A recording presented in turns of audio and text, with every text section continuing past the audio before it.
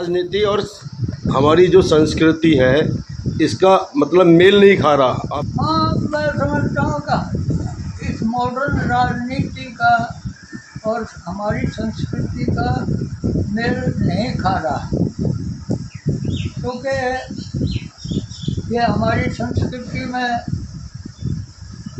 ये मॉडर्न राजनीति में मोटे तौर पे, और जब से हमारी संस्कृति में हम दो सभ्यताएं इकट्ठी हुई हैं जिस दिन से, उस दिन से ये सारी गड़बड़ है।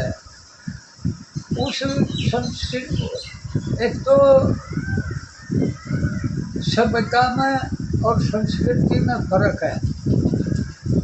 भारत में हमारी हिंदू संस्कृति है, लेकिन क्योंकि धर्म एक ही है इसलिए उसकी अपनी संस्कृति है, संस्कृति भी एक ही है।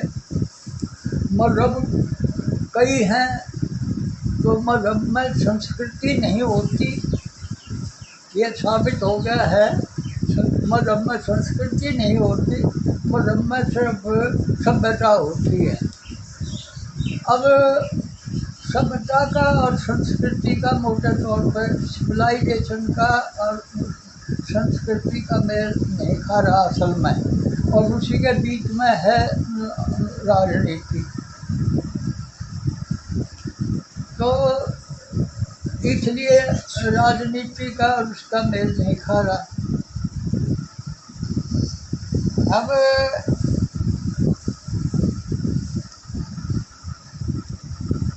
हमारे देश में सबसे ज़्यादा ये दिक्कत हो रही है, और इसलिए हो रही है कि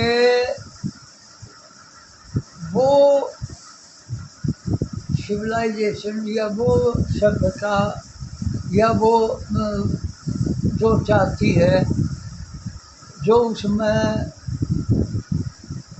समझो मान्यताएं हैं, वे हमारी संस्कृति में वे मान्यताएं हम इंसानियत के नाते उन मान्यताओं में हम विश्वास नहीं करते। और यहाँ इसलिए दोनों इस संस्कृति और सभ्यता का टकराव आज से नहीं, लगभग हजारों साल पहले से ही है। तो इसलिए ये सारे तमाशे जो हैं हो रहे हैं, और इनको मैं कई दफ़ा ये बात कह चुका हूँ या कहता हूँ कि जब तक इनको इनकी ढंग से नहीं समझा जा रहा, तब तक ये टकराव या ये तमाशे रुकेंगे नहीं। किसी न किसी रूप में, किसी न किसी उसमें हर वक्त वो सामने आते रहेंगे। कभी वो स्वार्थ से हो जाते हैं, इग्नोर करने लायक होते हैं, कभी उनका असर ज़्यादा खतरनाक भी हो जाता है। यही एक सबसे बड़ी मुसीबत है, और यही सबसे बड़ी वो है हमारे। महंगाई के साथ साथ हमारी संस्कृति में भी काफ़ी कमी आई है। हमारी संस्कृति में जितनी भी कमी आई है वो इसी वजह से आई है। पहले की संस्कृति, आज की संस्कृति तो एक ही है, होती है, लेकिन अगर इसमें आज की पहले की दो शक्ल बनी है तो वो इस टकराव की या इस उसकी बनी है, क्योंकि हम ये समझ नहीं पा रहे हैं। इसलिए नहीं समझ पा रहे हैं कि ये दोनों का आपस में टकराव जो है बहुत पुराना है, हजारों साल का है। उनकी बुनियादी सोच में, उनकी बुनियादी सोच रिजिड है, हमारी बुनियादी सोच फ्लेक्सिबल है। और रिजिड है और फ्लेक्सिबल है, इसलिए आज की संस्कृति और उस पहले की संस्कृति जो उनका वो महसूस होता है। क्योंकि इस फ्लेक्सिबिलिटी को इतना ज़्यादा दुरुपयोग कर लिया गया है कि आज वो दुरुपयोग जो है वो संभलने में नहीं आ रहा। क्या हमारे देश के अंदर जितने धर्म है क्या उतनी संस्कृति है? हमारे देश में धर्म ज़्यादा नहीं है, उसमें संप्रदाय बन गए अलग अलग। धर्म तो एक ही होता है, हमारे देश में संप्रदाय बन गए अलग अलग। अच्छा, लेकिन क्या है कि हमारे देश में जो संप्रदाय बने, जैसे सिख बना, जैन बना, बौद्ध बना, और भी हैं, बिश्नोई बना, जितने ये संप्रदाय हैं उनकी जो मूल जड़ है वो एक है, हिंदुइज्म, हिंदू धर्म या हिंदुत्व या हिंदुइज्म। दूसरे जो ये संप्रदाय हैं जैसे ईसाई है, इस्लाम है, इनका मूल जो है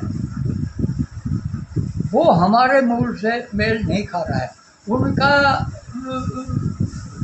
उनका और हमारा इसलिए ज़्यादा टकराव नहीं होता क्योंकि मूल एक है। इनका और हमारा टकराव इसलिए होता है कि हमारा मूल एक नहीं है।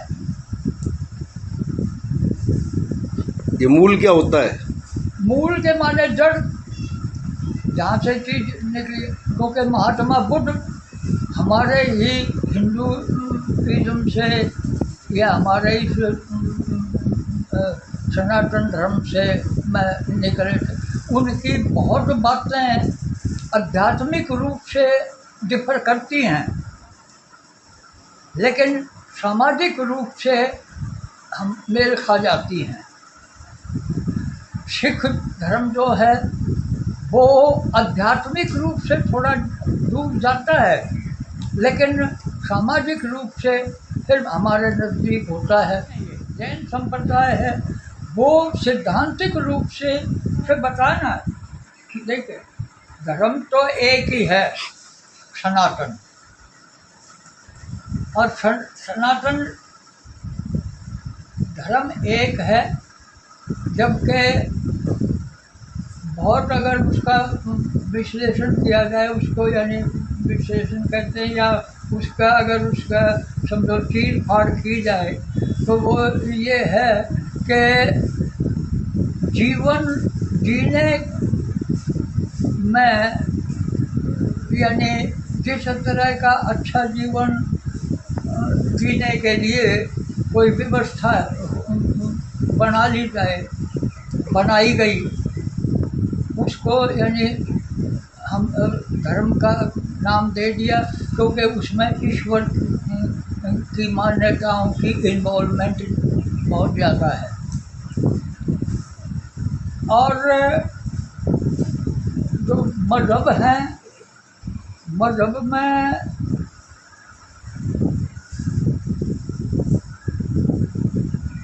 जैन और दूसरे जो हमारे हिंदुस्तान में जो हैं, बौद्ध है, सिख है, जैन है, ये हमारे बीच में से ही निकले हुए एक आध्यात्मिक सोच में थोड़ा सा फर्क है। भगवान के रास्ते में के उसमें फर्क है। बाकी जो हमारी सामाजिक सोच है, जो हमारा सामाजिक ताना बाना है, वो इन सब के साथ वो हमारा सबका एक ही है। शक्ल, सूरत, पहनावा और बाकी समाज में रहने की मान्यताएं जो हैं वो हम सब की एक जैसी हैं। इसीलिए हमारा आपस में कहीं टकराव नहीं है। सिद्धांत रूप से। वैसे मैंने जितना सुना है या मैंने जितना वो की है, उसमें ये भी है कि बोर्ड के टाइम में भी थोड़ा बहुत समाज में टकराव आया। वो टकराव सिर्फ ऐसा ही था फैलाव का, कि भाई वो अपनी सोच को अगर आदमी फैलाना चाहता है तो उस फैलाने में जो कुछ थोड़ी बहुत रुकावट आई, टेक्निकल सी कहो उसको, उसमें उसकी वजह से टकराव हुआ, वरना और किसी बात में टकराव नहीं था। लेकिन ईसाई और मज़हब में और क्या नाम है इस्लाम में जो टकराव है वो दूसरे किस्म का है। और वो दूसरे किस्म का यूँ है कि उनमें हमारी उनकी कोई आध्यात्मिक सोच नहीं है, उनकी कोई आध्यात्मिक सोच नहीं है। उनका सिर्फ अगर कोई सोच है तो फैलाव की सोच सबसे महत्वपूर्ण है। हमारे सबके मामलों में हमारी अप्रोच, हमारी आखिरी अप्रोच, जो हमारा जो आखिरी मंजिल है वो आध्यात्मिक है। उनके मामले में उनकी मंजिल आध्यात्मिक नहीं है, उनकी मंजिल फैलाव के उस उद्देश्य की है कि वो फैलाव सिर्फ चाहते हैं, वो आध्यात्मिक उसमें कोई वो नहीं है। तो जहाँ इतना फ़र्क हो कि एक जगह सबके की सोच में, हमारे देश में जितने हमारे वो हैं ये सिख, जैन और वो, इनका उद्देश्य या मंजिल आध्यात्मिक अप्रोच है, ईश्वर की प्राप्ति का वो है। उनकी मंजिल जो है वो ईश्वर प्राप्ति नहीं है, उनकी मंजिल ईश्वर के नाम पर फैलाव की है। अब यहाँ आकर के टकराव बनता है। तो ये टकराव ऐसा बुनियादी टकराव है कि ये टकराव बिल्कुल मान लो कि ये मान लो रहेगा ये टकराव जब तक हम 3 आदमी या रहेंगे तब तक इनमें टकराव रहेगा।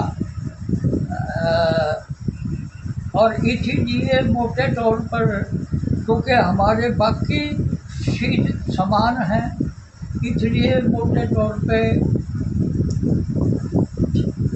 सिखों में थोड़ा सा फ़र्क आ गया, सिखों की सोच में थोड़ा बहुत फ़र्क आ गया, जिन दिन से खालिस्तानी भावना उत्पन्न हुई है।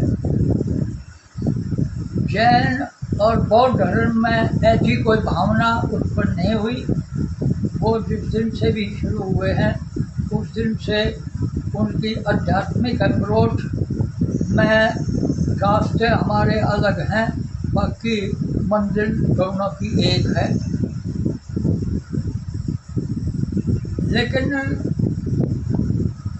ईसाई और इस्लाम में मंजिल या तो नहीं है और या है तो बस यही है कि हमें फैलना है, और फैलने में और इसी बात का सिर्फ टकराव है और कोई टकराव नहीं है।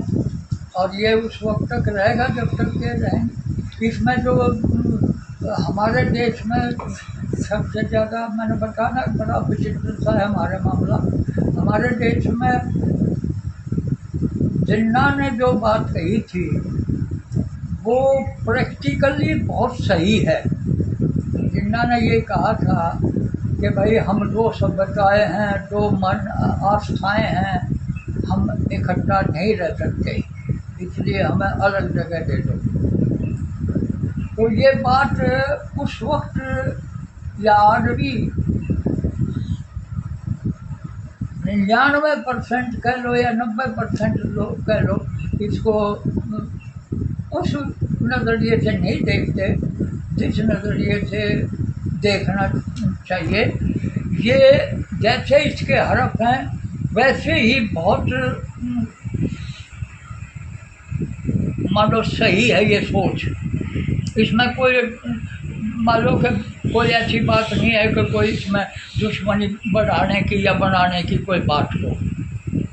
इसको जिस तरह जिस नियत से जिन्ना ने लिया था वो नियत हमारी ना पहले थी ना आज है, और बस यहाँ आके उसी बात का फिर टकराव है कि उसकी नियत साफ भी है और उसकी नियत पहले भी वो वही थी और आज भी वही है। हमारी नियत पहले भी वही थी, आज भी वही ज़रूर है, लेकिन वहीं वही बात आ जाती है कि टकराव इसीलिए है कि हमने इस बात को जिन्ना की नज़रिए से नहीं देखा, ना उस दिन देखा ना आज देखा, इसलिए सारी गड़बड़ है। फैलाव का जो वो फैलाव की जो सोच, जब तक फैलाव की सोच नहीं बदली जाएगी, क्योंकि फिर मैं ये कहना चाह रहा हूँ कि हमारी हिंदुइज़्म में फैलाव की सोच नहीं है, और जो हमारे सिख या जैन या बौद्ध या और छोटे मोटे जो संप्रदाय हैं उन सब में फैलाव की सोच नहीं है। आध्यात्मिक सोच में फर्क है। मंदिर तक जाने के रास्ते थोड़े बहुत अलग अलग हैं, लेकिन फैलाव की नियत नहीं है किसी उसमें, इसलिए टकराव नहीं है। टकराव मंदिर पे जाने के रास्तों का नहीं है, टकराव फैलाव की नियत का है। और फैलाव की नियत की वजह से जिन्ना ने अगर जो बात कही थी वो अगर ये हमारे देश में नेहरू ने और गांधी ने अगर इन मुसलमानों को यहाँ ना भी रखा होता तो भी ये टकराव जो का तो रहता। क्यों कि जिन्ना की सोच कोई अलग नहीं है, जिन्ना की सोच कोई अपनी सोच नहीं है, जिन्ना की सोच इस्लामिक उस पे है, और इस्लामिक और इस्लाम का अपना एक सोच ही कह लो वो है कि वो फैलाव का है। इस्लाम का अपना वो जो है वो फैलाव का है, और उस फैलाव वाली सोच से इस्लाम आज तक बाहर नहीं निकला है। और जिस वक्त की ये फैलाव की सोच थी उस वक्त ये थोड़ी बहुत जायज़ भी थी। उस वक्त जायज़ शायद इसलिए थी कि हर फिरके वाला अपने फिरके को या अपने उसको फैलाना चाहता था। इस्लाम में भी मोहम्मद साहब ने जब ये मज़हब के तौर पे अलग घोषणा करी इस्लाम की, तो उन्होंने भी इसको फैलाना था, और फैलाने का उन्होंने जो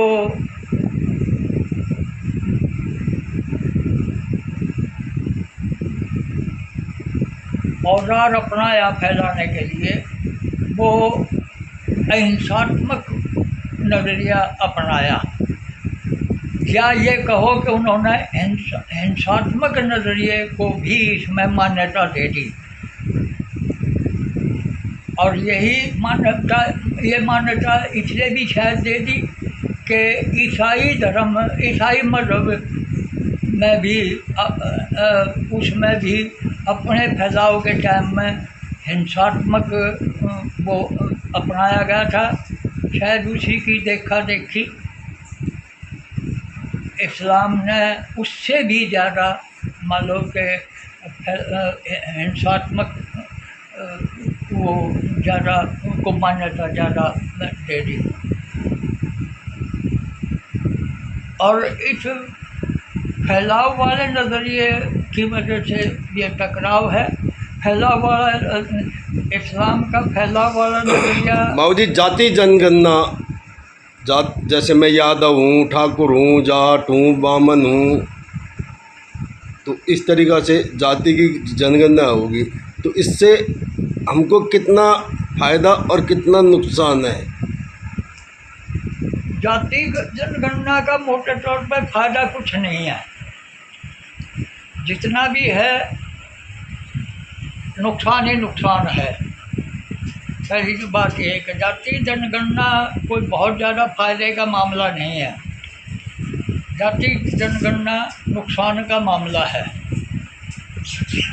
जहाँ भी ये हुआ है, अव्वल तो ये कहीं हुआ नहीं है सिवाय एक मुल्क में, और वहाँ का जो है नतीजा बहुत ख़तरनाक ही है। लेकिन क्योंकि एक मुल्क में हुआ, वो भी छोटा सा मुल्क है, तो इसलिए उसका पूरी दुनिया में एक तरह से प्रचार नहीं हुआ उस बात का। हुआ तो भी किसी ने उस पर बहुत ज़्यादा गौर नहीं किया, वो कोई बहुत ज़्यादा चर्चा का विषय नहीं बना। इसलिए आज किसी को इस बात का पता नहीं है, और ये राहुल जैसे आदमी के दिमाग में फिर ये बात आ गई है। इसका फ़ायदा कुछ भी नहीं है ना। अब राहुल ने ये शब्द ज़्यादा उछाला है, इसका फ़ायदा राहुल को भी नहीं है। अगर राहुल ये चाहता हो कि इसका, क्योंकि इस सिद्धांत में या इस सोच में ही जब कोई लाभ नहीं है, तो उसका फ़ायदा ना सोचने वाले को हो सकता, ना दूसरों को हो सकता। तो वो बात है, ये एक भाई बेवकूफ़ किस्म का, मैं तो कहूँगा कि एक बेवकूफ़ किस्म का की सोच है। जाति गणना, जब हम इस जातिवाद को, जब हम पहले ही इस जातिवाद को कंडम करते हैं कि और ख़ास तौर पे लोकतंत्र में जातिवाद बहुत ही ज़्यादा खतरनाक सोच है।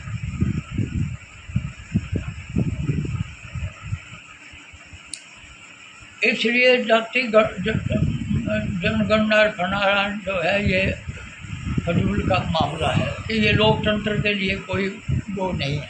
जनगणना को थोड़ा बहुत कंट्रोल करना या कंट्रोल में रखना, उस उत्पादन को थोड़ा बहुत कंट्रोल में रखना, ये कोई बुराई नहीं है। ये cut your coat according to your cloth,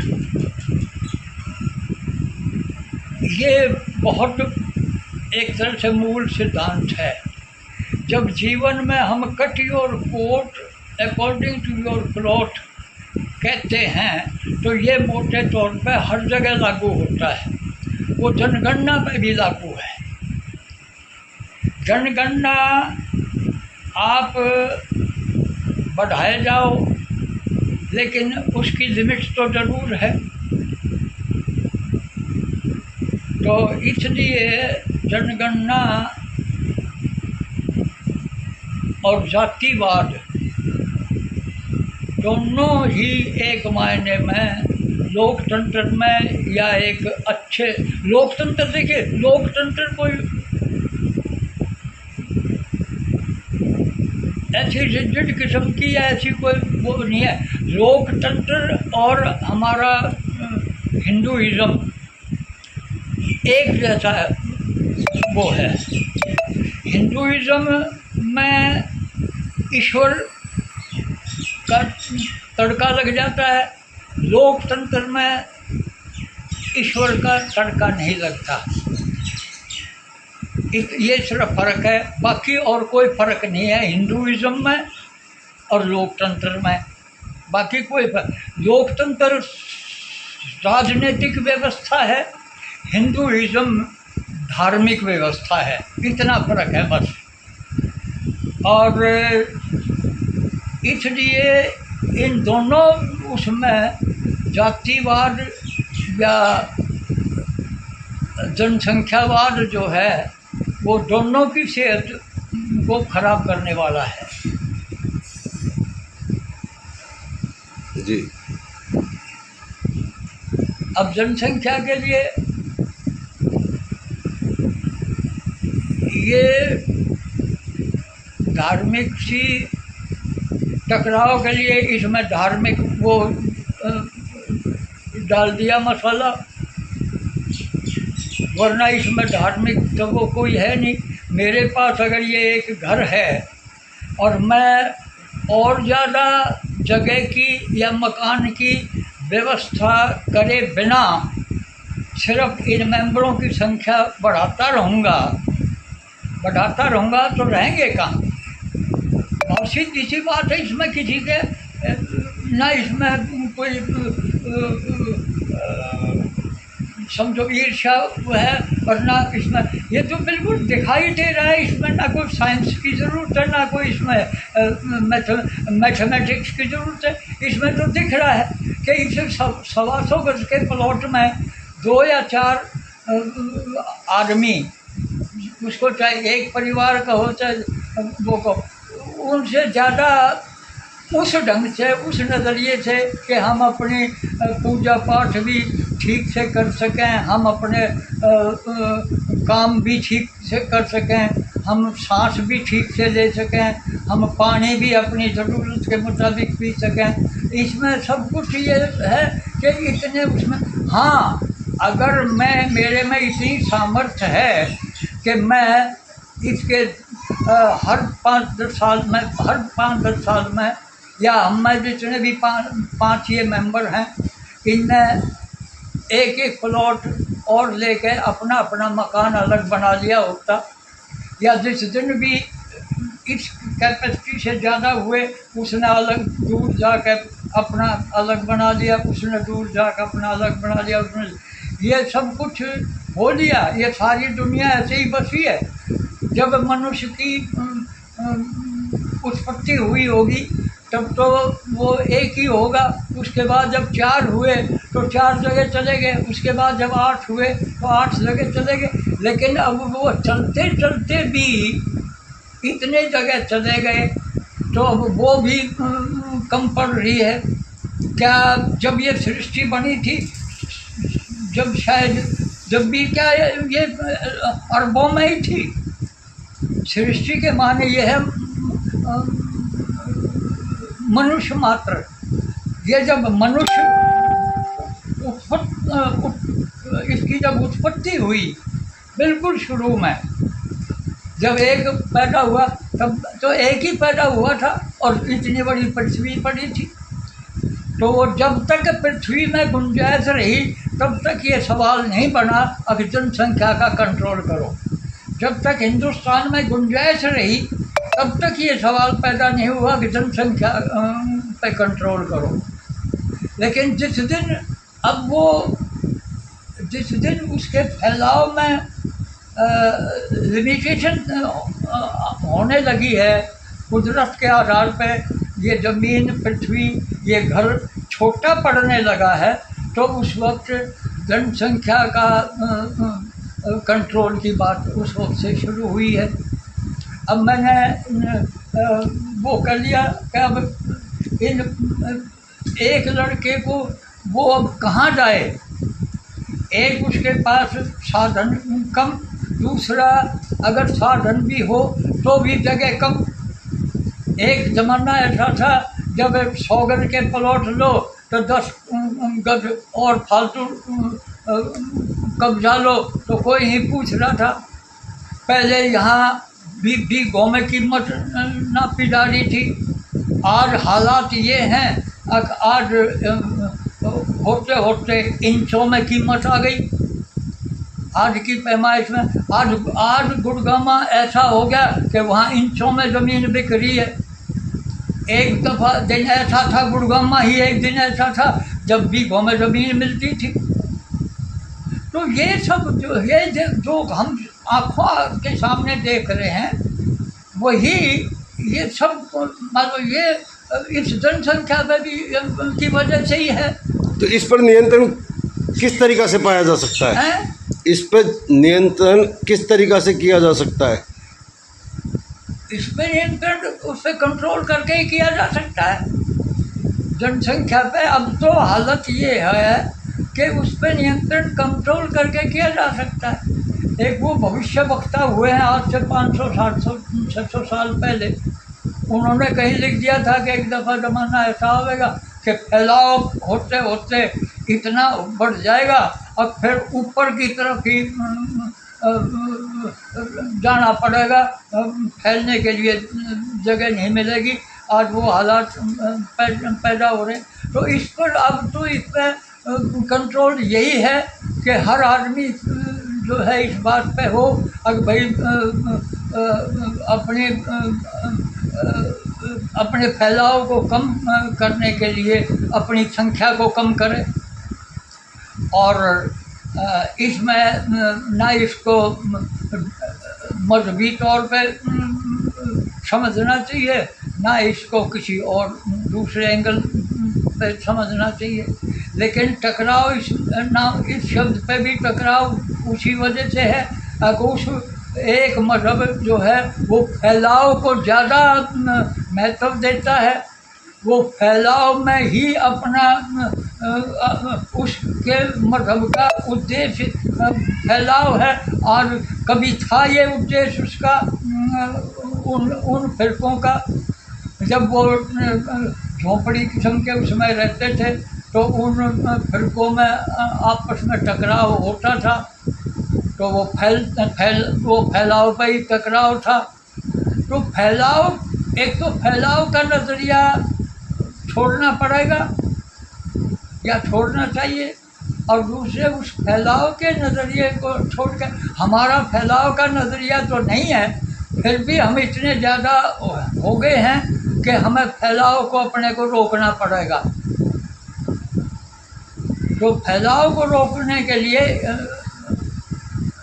सबसे बड़ा अब सख्ती सी बात पे करनी पड़ेगी, और ये सख्ती से जब तक इस पर अमल नहीं होगा, डेमोक्रेटिक वे में अगर इसको सोचेंगे, राजनीतिक ढंग से अगर इसको सोचेंगे, तो ये फैलाव तो यूँ होता रहेगा और टकराव भी यूँ बढ़ता रहेगा।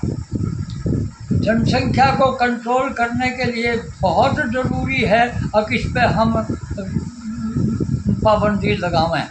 ठोस से ठोस कानून बनाया जाए। ठोस से ठोस कानून बनाया जाए। ठोस से ठोस कानून बनाया जाए और ईमानदारी से उस पर अमल किया जाए। धन्यवाद। ईमानदारी से उस पर अमल किया जाए।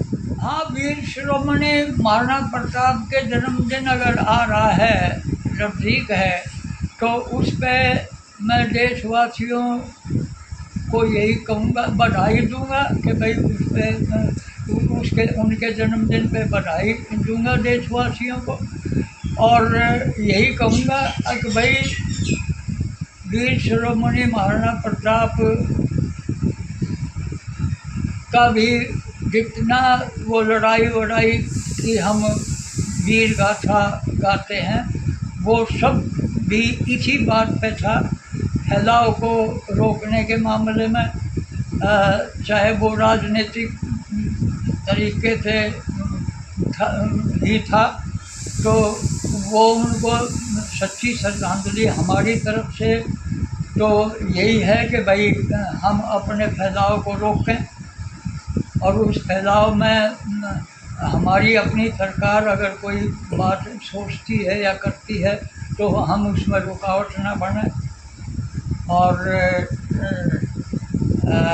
क्या नाम है, हम उनकी मान्यताओं के हिसाब से अपने लक्ष्य भी निर्धारित करें। धन्यवाद जी।